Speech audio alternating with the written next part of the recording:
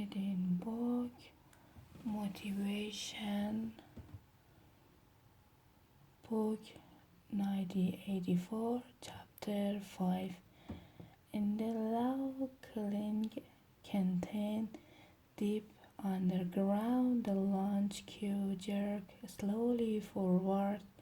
The room was already very full and defiantly noisy from the grill at the counter. The steam of the stew came pouring forth, with a sour metallic smell which did not quite overcome the fumes of Victory Gin. On the far side of the room there was a small bar, a mere hole in the wall, where gin could be bought at 10 cents a large nip. "Just the man I was looking for," said a voice at Winston's back. He returned around. It was his friend Sim, who worked in the research department. Perhaps friend was not exactly the right word. You did not have friends nowadays. You had comrades, but there were some comrades whose society was pleasanter than that of others. Sam was a fellow just as playlist in the newspaper. Indeed, he was one of the enormous team of experts now engaged in compiling the 11th edition of the newspaper dictionary. He was a tiny creature that Winston withstood and a large protuber at once mournful and derisive, which seems to your face closely while he was speaking to you. "I want to ask you whether you'd got any razor blood," he said. "Not all," said Winston with a sort of guilty haste. "I've tried all over the place. They don't exist any longer. Everyone kept asking you for razor blood. Actually, he had two unused on which he was hoarding up. There had been a fame of them for mouse pads, and any given moment there was some necessary article which the parishes were unable to supply. Sometimes it was bound, sometimes it was Dorian wool, sometimes it was shoelace. As far it was razor blade. You could only get hold of them, if at all, by scrounging more or less furtively on the very market. "I've been using the same blade for 6 weeks," he did untruthfully. The queue gave another jerk as they halted the tram and faced him again. Each of them took a greasy metal tray from a pail at the end of the counter. "Did you go and see prisoner hanged yesterday?" said Sim. "I was working," said Winston indifferently. "I shall sit on the flag, I suppose." "A very adequate substitute," said Sim. His monkey eyes roved over Winston's face. "I know you," the eyes seemed to say. "I see through you. I know very well where you didn't go to sit whose person handed in an intellectual way." Sims was.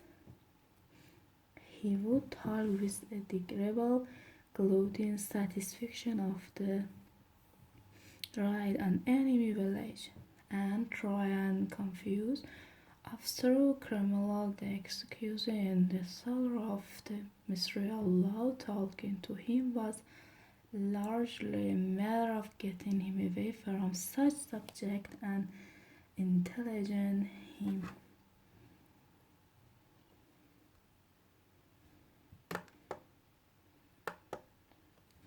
If possible, in the technical of newspeak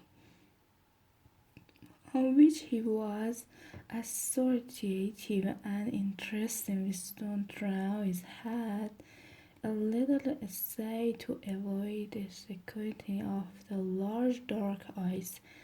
"It was a good hanging," said Sim. "Remind secondly I see it spoiled when they tied their feet together.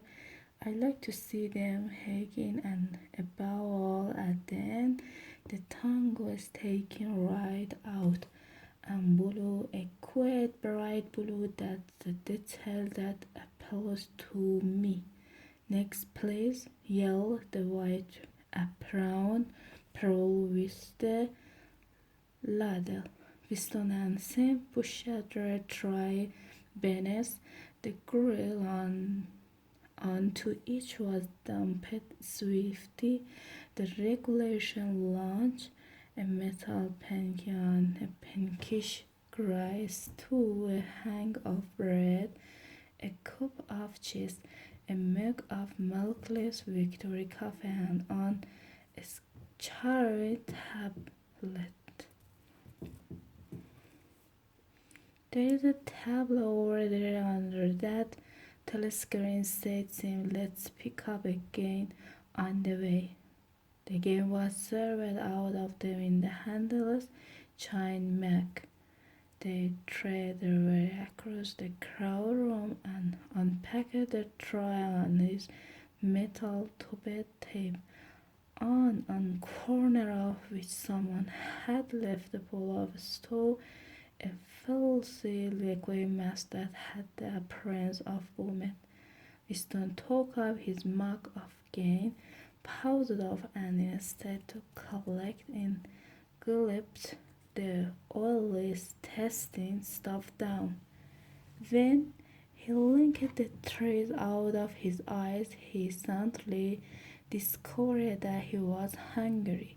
He began swallowing spoonfuls of the stew, which among its general sloppiness had cups of spongy, pinkish stuff, which was probably preparation of meat. Neither of them spoke until they had emptied their pankin from the table at the wisdom left.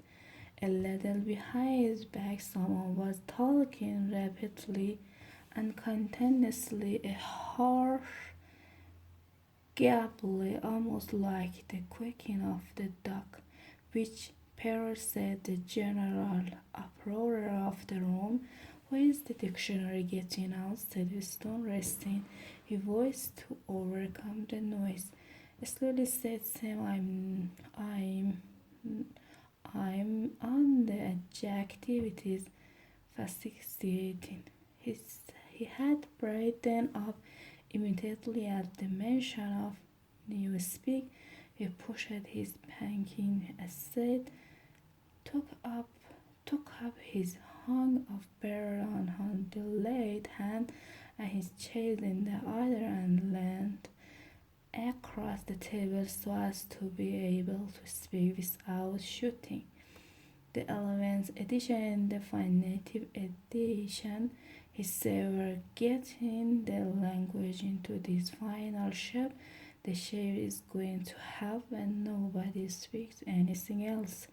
When we finish with it, people like you will have to learn all over again. You see, I George said that our chief job inventing new word, but now a bit of it. We're destroying words, a score of them, 100 of them every day. We were cutting language down the bound. The 11 it won't contain a single word that will become absolute before the year 2050. He bit hungrily into the pear and swallowed a couple of months full. It's a beautiful scene, the destruction of world, of course.